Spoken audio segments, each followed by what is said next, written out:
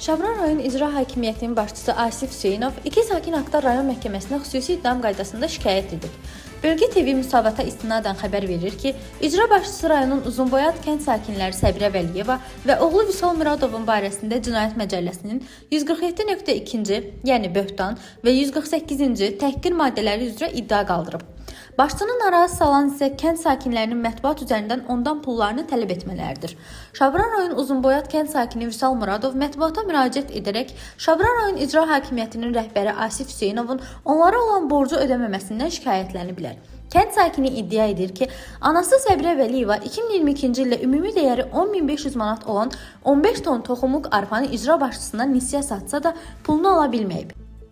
Arpa satılan zaman icra başçısı özü qapıya gəldiyi üçün ona inanıblar və alış-verişlə bağlı hər hansı sənəd imzalamayıblar.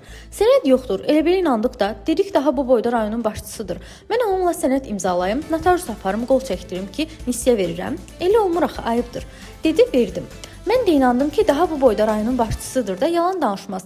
Vüsal Muradov bildirib. Oktyabrın 20-sində ailə deyib ki, şikayətdən sonra onlara Şabran rayon İcra Hakimiyyətinin rəhbəri Asif Hüseynovun Səbirə Vəliyeva və oğlu Vüsal Muradovla görüşmək istədiyi bildirilib. Bundan bir neçə gün sonra isə Şabran rayon məhkəməsinə icra başçısı Asif Hüseynovun xüsusi ittiham qaydasında şikayəti daxil olub. Artıq şikayət üzrə hazırlıq iclası keçirilib və xüsusi ittiham üzrə noyabrın 19-na baxış iclası təyin olunub. Fatimə Bəhram qızı, Bölgə TV.